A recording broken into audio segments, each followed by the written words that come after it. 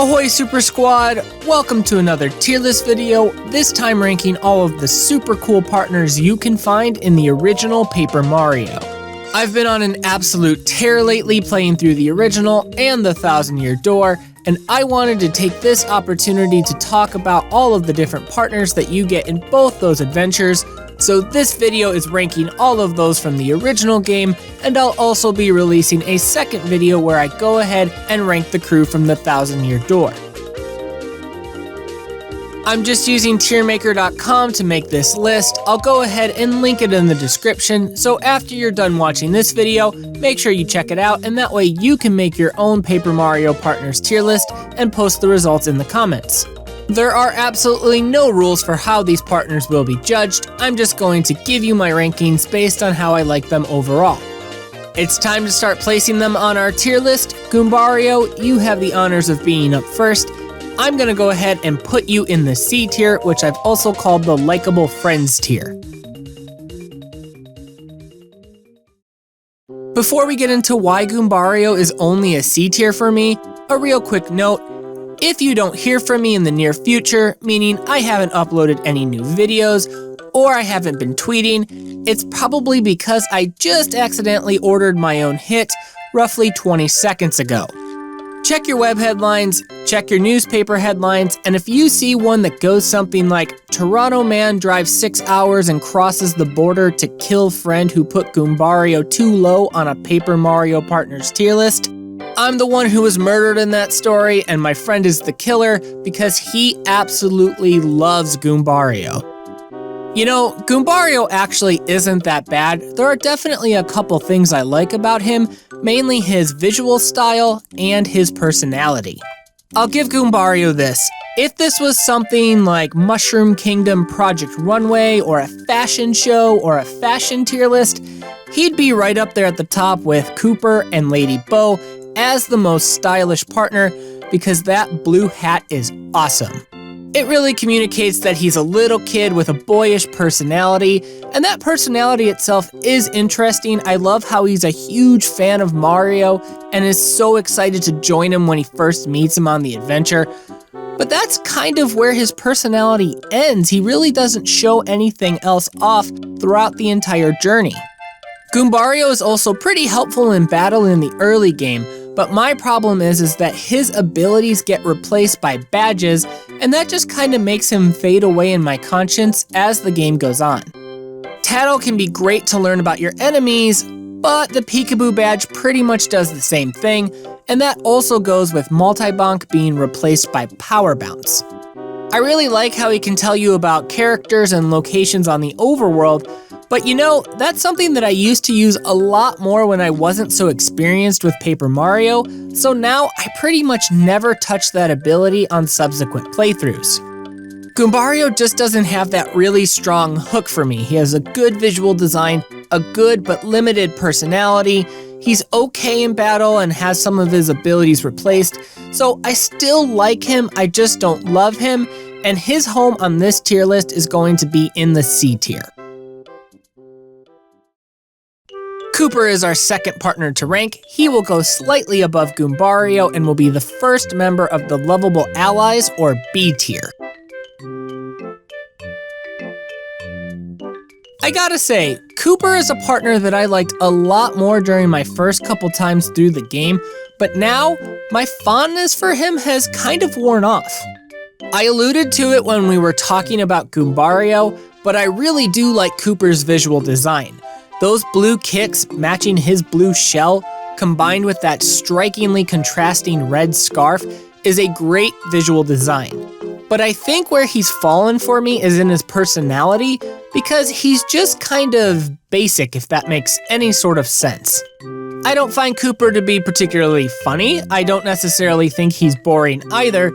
He's just kind of there and pushes the adventure along whenever he's really needed in the story. There's nothing about it that really sticks out to me, and I think that's why my attachment to him has faded as the years have gone on. I do think Kooper, though, is a lot better in combat and is super interesting. Power Shell is one of my favorite moves in the game just because it's really quick at clearing out hordes of enemies on the battlefield, and especially in the early game, that is valuable at getting through some of the early slower parts, so I really do like using him in battle. Fire Shell is a great upgrade of Power Shell. It pretty much does the same thing, plus he sets himself and enemies on fire. That's spectacular, that's incredible. And his overworld ability is pretty neat to hit switches and retrieve items, though I do think the game makes it a little bit too obvious when you're required to use him. Cooper is a really good partner. I don't think he's quite at that greatness level, so I'm going to go ahead and keep him in the B tier. Bombette is the next partner to receive a rank, and I actually like her more than the previous two partners we've talked about before, so she will be rising above them and will be the first member of the Best Buds tier, or A tier. Bombette is really cool because she has a great synergy between her visual design, personality, and combat and overworld capabilities. Her visual design by itself isn't necessarily overwhelmingly spectacular, but when you combine it with her personality being a literal walking and talking hothead that can snap and erupt at any moment, it really combines nicely to form a wonderful and memorable character. Her overworld ability allows her to explode and break rocks and walls, and one thing that I think is really cool in battle is that as you rank Bombette up, the only thing that changes about her is that her abilities cause her to explode in a much more violent, bigger, and more powerful way, and I always thought that was a cool way of crystallizing her character in gameplay. I love how Bombette really tries to hide her explosive personality through some thinly veiled innocence, and it's always been cool how the developers used a heart in her dialogue. It's a really unique touch that makes her character stand out just a little bit more. I think the reason why she's not quite in S tier for me is because the way she's introduced in the story is just a whole bunch of circumstance and happenstance, and she doesn't do a whole lot to drive it forward. She's just kind of there. She joined you as a way to escape the prison cell, but outside of that, she just doesn't have a whole lot of story applications or influence. I almost forgot to give Bombette credit for that little secret on First Strikes. You can use her overworld ability to explode on an enemy and start a battle with a super powerful strike without costing any FP. That's always been cool. But yeah, as a whole, wonderful partner, one of my favorites, and definitely one of my best buds that belongs in A tier. Everyone's favorite postman in the Mushroom Kingdom is up next. Parakarry is the inverse of Cooper for me. I didn't care for him at the start, but he has grown on me in the last few years, so he will go ahead and join Cooper in the B tier. Parakarry is the one partner where I really have some divisive internal conflicts with. I really like how the developers gave you a partner that's an important character in the world. Bombette, Cooper, Goombario, they just join Mario out of happenstance because he happens to be nearby, but Parakarry is someone that everyone actually knows. He has a job and a function. I've always thought it's cool how he joins the party as someone with some level of significance in the Mushroom Kingdom. The mail side quest that he unlocks is great. I love the world building aspects of it. I don't really have much time for it now on current Paper Mario run-throughs, but back in the day, I loved finding all of the letters and delivering them to learn more about people and their backstories. That was always really, really cool. My mixed feelings for Parakarry start on the battlefield. I love Shell Shot. I think it's one of the coolest moves in the game, and I actually think it's one of the best animated moves in the game because it really has a sense of velocity, momentum, speed, and impact that makes it super satisfying to use. But I definitely do not care about any of his other abilities. I think they're boring to use and make him one of the weaker members in combat, so I don't find myself sticking with him for very long unless I really need to hit an enemy on the ceiling or somewhere else where other partners can't reach.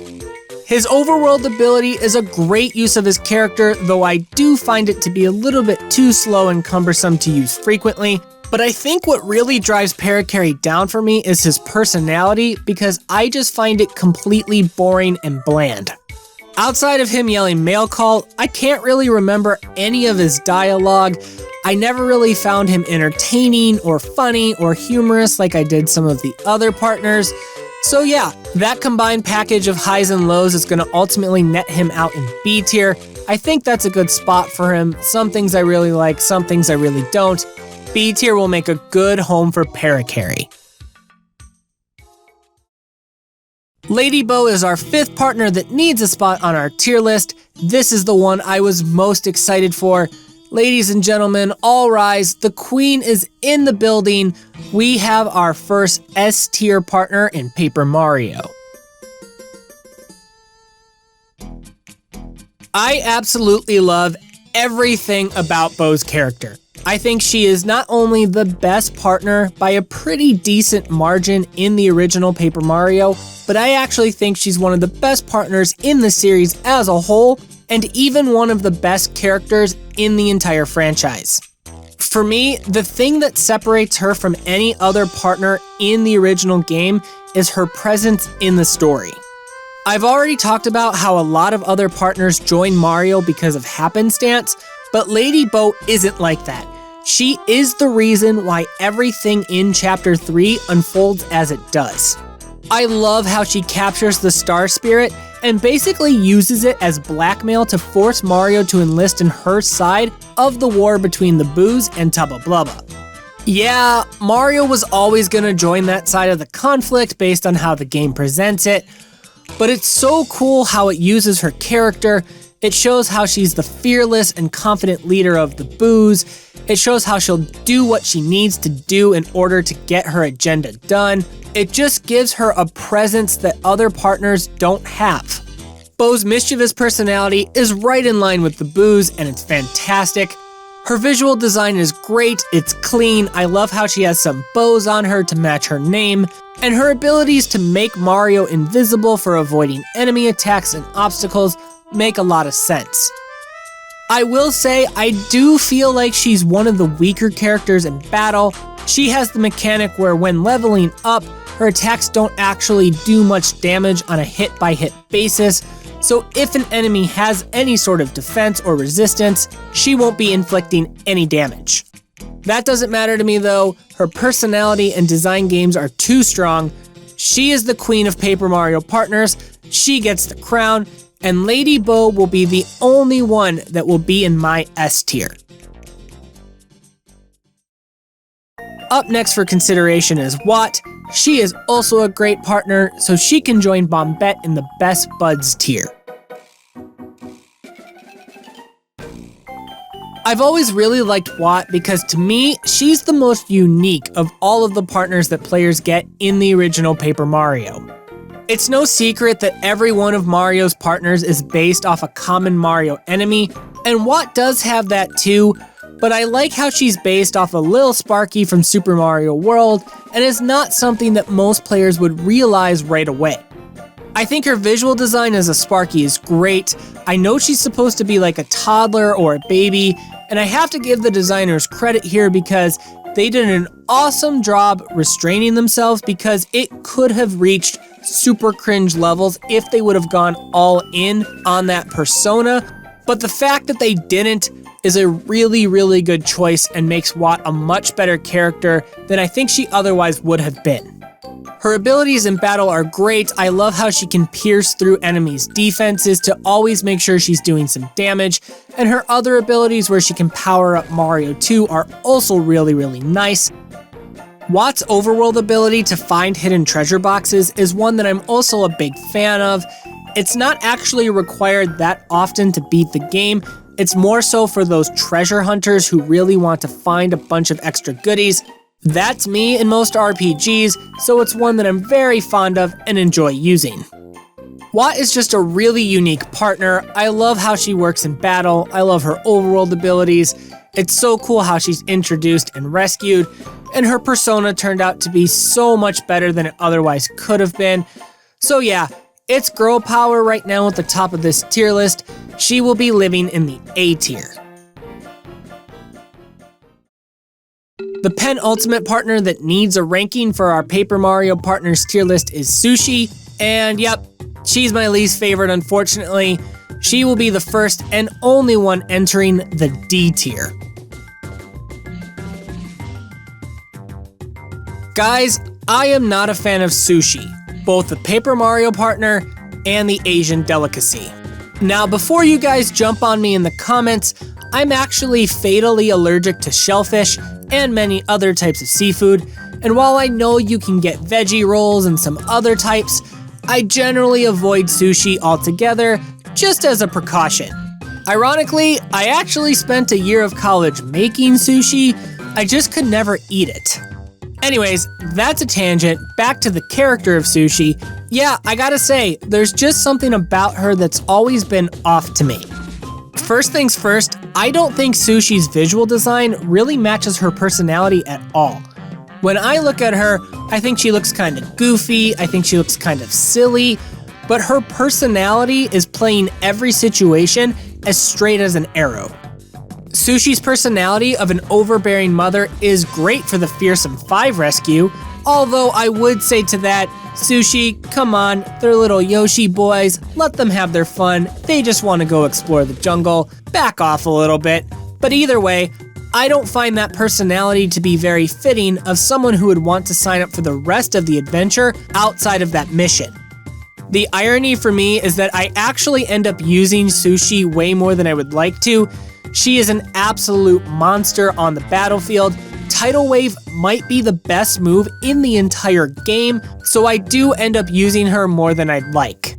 My attachment and fondness to Paper Mario partners tends to be more on the character rather than their utility, and because of that, Sushi will always be my least favorite and will be the only one who will be in D tier. And lastly, we have Lackluster, aka Spike. I actually am a huge fan of him.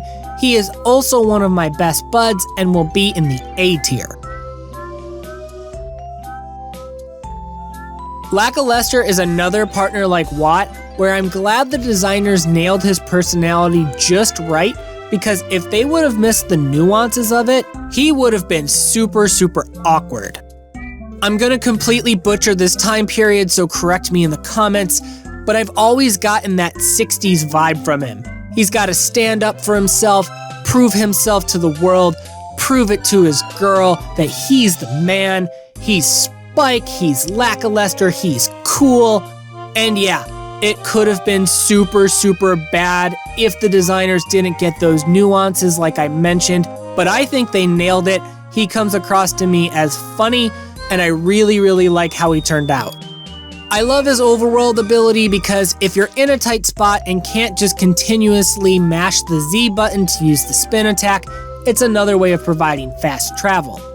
Lackluster is also great in battle. I love how he attacks with spinies, that's super unique and fun. His other abilities are also really cool. I find myself using Cloud 9 way more than I probably should. I don't know why, but that's always a move that I've always been attached to. I think I like how there's still some risk in using it, but yet it still makes me feel safer in a way, if that makes any sort of sense. So yeah, he's just a great character, one of my best buds, and very deserving of an A tier slot. That is my Paper Mario partners tier list. Lady Bo is the only one deserving of the title of Queen, and Sushi, unfortunately, is my least favorite in the game. I mentioned it before, but for me, my attachment and fondness of this crew generally boils down to their personality and design, more so than their use in battle.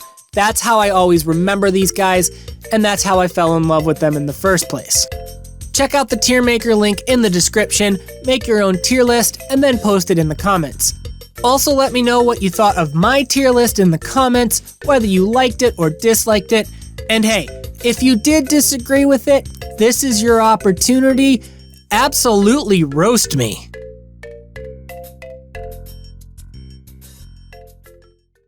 Thank you so much for watching one of my videos. It really means a lot to me that you're here. If you enjoyed this video, please leave a like on it and subscribe to the channel so we can help the Super Squad grow. I like to make content on game design and Nintendo topics, but I do other stuff too, like tier lists, personal stories, and joy charts. I'm on some social media platforms if you'd like to get to know me better, and the links to them will be in the video description. My name is Super, and like me, I hope you'll have the chance to be super today too.